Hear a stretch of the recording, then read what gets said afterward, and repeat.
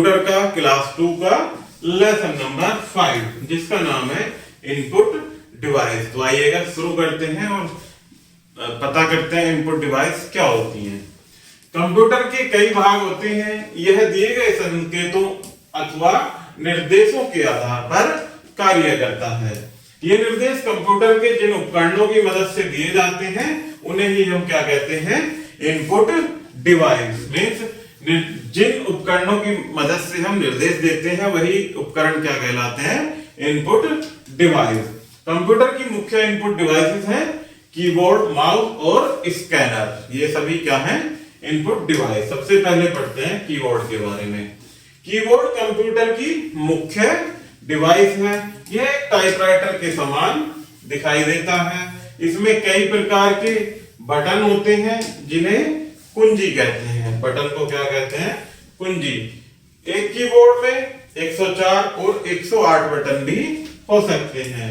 कुंजियों की सहायता से हम अक्षर, अंक या संकेत टाइप कर सकते हैं। कीबोर्ड की मदद से हम कंप्यूटर में डाटा डाल सकते हैं, यानी डाटा मतलब सूचनाएं कीबोर्ड की मदद से इसमें डाल सकते हैं। अंक टाइप करने के लिए हमारे पास 0 से 9 की कुंजियां दो अलग अलग समूहों में होती हैं। एक यहाँ होती है साइड में और एक ये ऊपर की साइड होती है यहाँ पर। यदि आपको 2 अंक वाली संख्या 20 टाइप करनी हो तो पहले आपको 2 टाइप करना पड़ेगा, उसके बाद 0 टाइप करनी होती है। अंक कुंजियों को न्यूमेरिकल कीज भी कहते हैं। जिन कुंजी यानी बटन पर न्यूमेरिकल संख्याएं होती हैं उन्हें क्या कहते हैं, न्यूमेरिकल कीज। इन दोनों प्रकार के समूहों में संकेतों से संबंधित विभिन्न कुंजियां भी होती हैं। ये अन्य कार्यों के लिए भी प्रयोग की जाती हैं। कुछ अन्य प्रकार की कुंजियां भी होती हैं जिन्हें हम फंक्शन कीज कहते हैं। ये वाली यहाँ पर कीबोर्ड में होती है, ये इस नाम से, यानी F1 से F12 तक वाली कीज को क्या कहते हैं, फंक्शन कीज। इनकी संख्या F1 से F12 तक होती है। इन्हें कुछ विशेष कार्यों के लिए प्रयुक्त किया जाता है। कुछ फंक्शन कीज निम्न प्रकार हैं, जैसे कीबोर्ड पर 4 प्रकार की एरो कुंजियां भी होती हैं। ये इस तरह की क्या है, अप, डाउन और राइट और लेफ्ट। ये क्या है, कंप्यूटर पर कीबोर्ड पर दी गई एरो कीज जो ऊपर नीचे की दाएं बाएं जाने में मदद करती हैं। इन्हें एरो कीज कहते हैं। क्या कहते हैं, एरो कीज। कीबोर्ड पर सबसे मुख्य कुंजी एंटर की होती है। ये वाली जो होती है एंटर की। एंटर की कुंजी दबाने के पश्चात ही कंप्यूटर हमारे द्वारा डाले गए डाटा को ग्रहण करता है। अतः हर बार डाटा डालने के पश्चात एंटर की कुंजी दबाना आवश्यक होता है तथा हमें परिणाम आउटपुट या परिणाम प्राप्त होता है।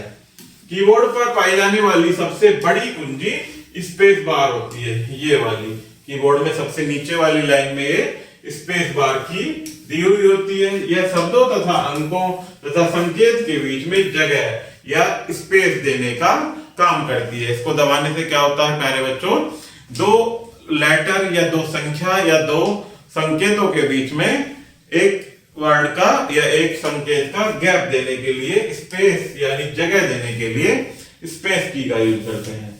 नेक्स्ट है प्यारे बच्चों माउस। यह भी एक इनपुट डिवाइस होती है।